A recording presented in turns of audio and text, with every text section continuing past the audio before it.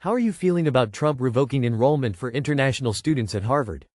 I think we should stop looking at this as some sort of battle of the elites and look at the facts. This administration sent a list of demands that are not codified into law to a university that is under no legal obligation to comply. Instead of working with the House and Senate to pass a fair and just law that applies to all universities equally, this administration chose to weaponize the government against a university that pushed back. This has nothing to do with education and everything to do with an authoritarian regime attempting to punish and silence dissent. It's going to be in court for years, it will get a stay while it's being fought over. Luckily Harvard knows some pretty good lawyers. That's my logical brain, the rest of me has fallen into a nihilistic funk. This is a very obvious attempt to get a major institution to bow down to his whims as a lesson to anyone else that might try to resist. The party of small government sure is stretching the meaning of small government. Doomed, very doomed. This is the beginning of the chapter of a very dark and long book. May we see the end? I think it is excellent. It will ensure a much higher standard of university and business. Note: I'm from New Zealand and education is our third largest export. This will ensure that the smartest people in the world will have to find other countries like ours to learn in. It will ensure that these gifted graduates will be available for New Zealand business, and will have a fond memory of our country which will lead to future deals and connections. For Americans, it's the dumbest thing I have ever heard of. The foreign students were subsidizing the local students.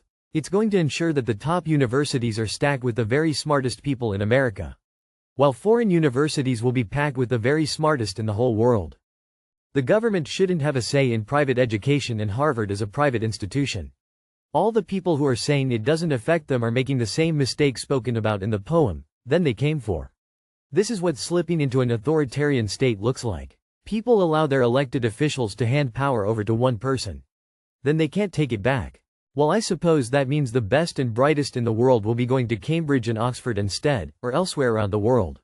America's loss. Also, this is clearly illegal and I suspect it won't last long. I mean, it's not like Harvard has a top-notch law school with many of the U.S. most knowledgeable lawyers, right? And it's not like almost half the current Supreme Court are Harvard graduates, right?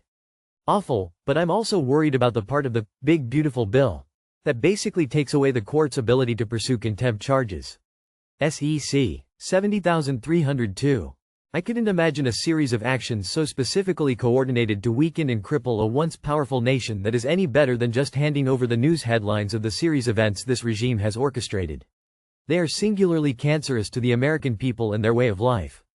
The better question is why the asshat isn't in jail. He's a convicted felon, right? RIP USA. It's pretty hilarious, because there's going to be a legal challenge that puts it on hold. And then Harvard can ask any one of its illustrious legal alumni to represent them. Putin and Xi couldn't do a better job of ruining America than this president and his administration has. Even if, when Harvard wins this in court, the impact will be significant. The US is rapidly becoming a less attractive place for smart people of all kinds except criminals. We're witnessing the Russification of the country. And Russia is not a magnet for smart, well-intentioned people. The turnip is single-handedly shit-holing your country. Instead of the shining city on a hill you think you will be the stinky cesspool in a swamp.